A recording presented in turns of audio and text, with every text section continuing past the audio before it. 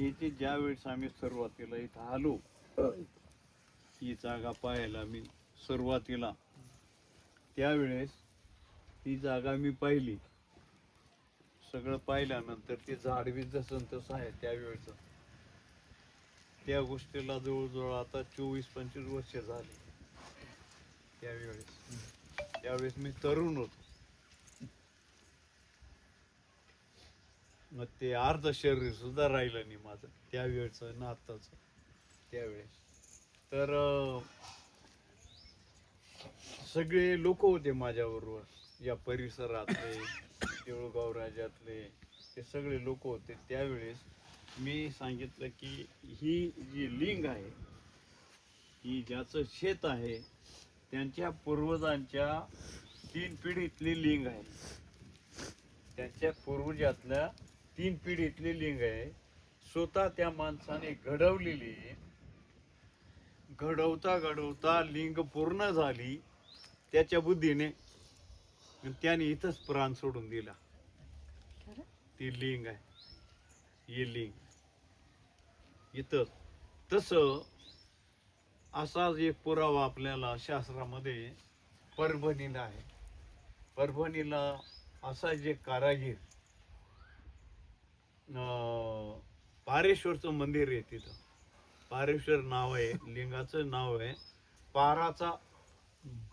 पारा घ्यायचा, तो जोडायचा, ते लिंग तयार व्हायची. ती लिंग ती पूर्ण तयार झाली, तो जागेवर प्राण गेला त्यांचा. कुठं? परभणीला. बरं का, ते परभणीला माझे लोक आहेत, ते त्यांच्याकडून ती पूजा करून घेतली मी. ते करोडपती आज अब्जपती लोक आहेत आज. तसा अजून एक पुरावा आहे जो आपल्याला परमेश्वराने आपल्या हातामध्ये जो ग्रंथ दिलेला आहे, गुरुचरित्र, कडगंजीला तो तयार झालेला आहे. कडगंजीला, तर त्या कडगंजीला तयार झाला पण पूर्ण होत नव्हता. मग कुठून तरी बातमी लागली त्यांना, अशा अशा ठिकाणी बाबा आहेत, त्यांना तुम्ही आणा. मग माझ्याकडे ते आले. आल्यानंतर मी त्यांना सगळं सांगितलं, तिथं असं असं होतंय, तसं तसं होतंय, तुमचं ते काय पूर्ण होत नाही.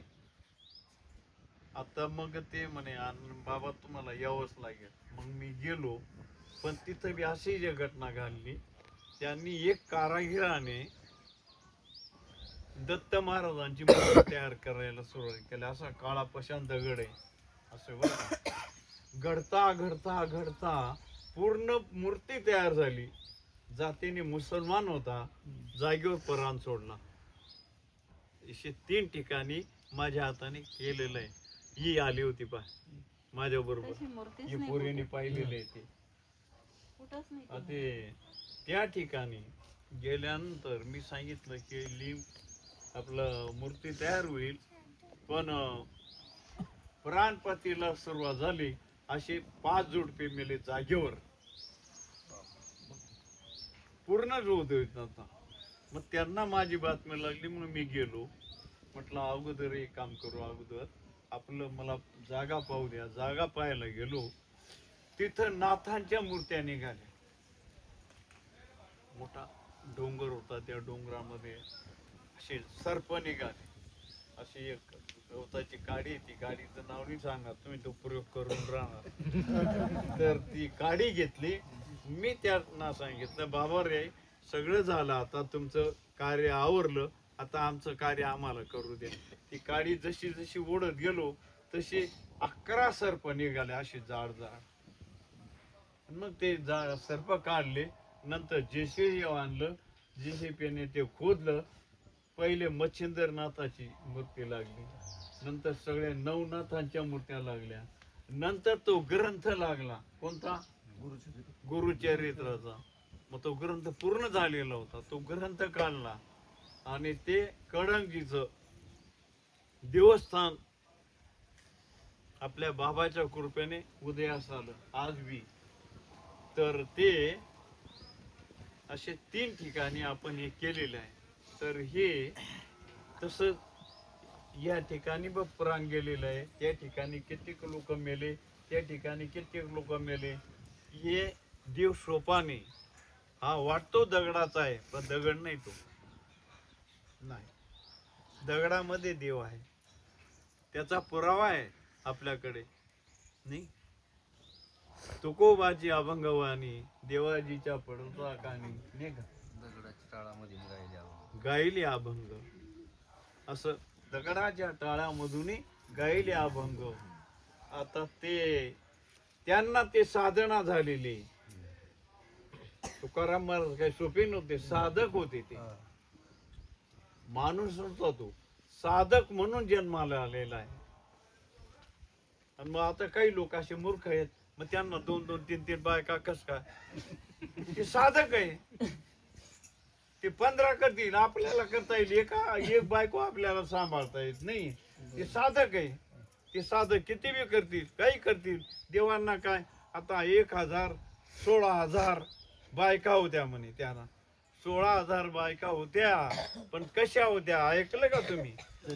शास्त्र पाहावे पुराणे विचारोनी, पुराण पाहावं नंतर मुसड ताणावं माणसाने, कुठं बी नाही ताणावं, पुराण पाहावं पहिले. मग ज्यावेळी दुर्वास ऋषी भगवंताच्या दर्शनाला येणार होते पण आले नाही.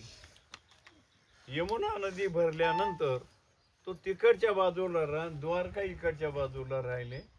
आणि मग त्यांनी सांगितलं की मी आलोय, मला जेवणाची पद्धत काय आहे, मला जेवण भूक लागते. एका टायमाला दुर्वास ऋषीला 20 खंडी अन्न लागायचं. 20 खंडी म्हणजे 20 पोते, 20 पोते तांदूळ. मग देवाने सांगितलं की बा गवळणींना जा म्हणे, तुम्ही एक काम करा, त्याला ते अन्न देऊन या. मग ते सगळे ते पराती भरल्या, यमुनेच्या ठिकाणी आले. म्हणे यमुना भरली, आम्ही काय करू आता? परत आल्या त्या. जा, माझं नाव सांगा तिला, 16 सहस्र नारी असून ब्रह्मचारी आहे असं नाव सांगा त्याला. तिला दुभंगली. या बाया तिकडे गेल्या, त्याला जीव घातलं तर आणखी यमुना जशी तशी वाहत आहे. गेले बाबाकडे, दुर्वासा ऋषीकडे. बाबा म्हणे असं असं आहे, कस काय आम्ही जाऊ, कस काय आता, आम्हाला तर गेल्याशिवाय, नाही तर आमच्यावर रागवलं आमचा धनी. म्हणे तुम्ही कस काय आल्या तिकून? म्हणे मला असं असं सांगितलं, त्या पद्धतीने तू बंगली म्हणे. मग माझं नाव सांगा तिला. 16 खंडी अन्न खाऊन दुर्वास बुका आहे एवढं सांग म्हणे. आता तुम्ही एवढं बी खाऊन रात्री लई खाल्लं, आज बी दुपारी खाणार, पण त्याला मर्यादा आहे. त्या मर्यादेच्या बाहेर जो माणूस गेला ना, माणसाने एकच वेळा जेवावं, एकच वेळा पाणी प्यावं, घडी घडी त्या बाईला घडी घडीनी बोलवायचं, असा नियम आहे. त्या नियमाप्रमाणे जर आपण गेलो ना, त्या पद्धतीने देव आपल्याला साक्ष होतो. देव साक्ष करणं सोपं नाहीये, सोपं नाहीये. हो, जावे वंशात तेव्हा कळतंय, पाण्यातला मासा पोतो कैसा, आपण त्याच्या वंशात गेलो त्यावेळेस कळेल ना. आणि मासा बी म्हणतो, जग मला दुरून दिसते पण बाहेर जाऊन पाहायचंय मला. देव म्हणतो, अरे तर पडशील, मरशील. मग देव पायाशी जायचं आहे ना आपल्याला. देव पावायाशी गेलो, आता बाहेर निर्मळ व्हावं लागतं माणसाला. देवाची राऊळ, आता बाहेर निर्मळ. आपण निर्मळ झाल्याशिवाय देवाची संगत आपली पंगत होणार नाही. आता तुम्ही किती पंक्ती घाला, त्याला मजा नाही, पण नित्य नेमाने घाला, त्याचा नेम चुकवू देऊ नका. आता दरवर्षाला आपला कार्यक्रम होतो. हो, तुम्ही लय चिकट आहेत मला माहिती आहे. ये पर सत्यनारायण येते, अंगाला जळणे लागते, देव करायचा. असे बरेच लोक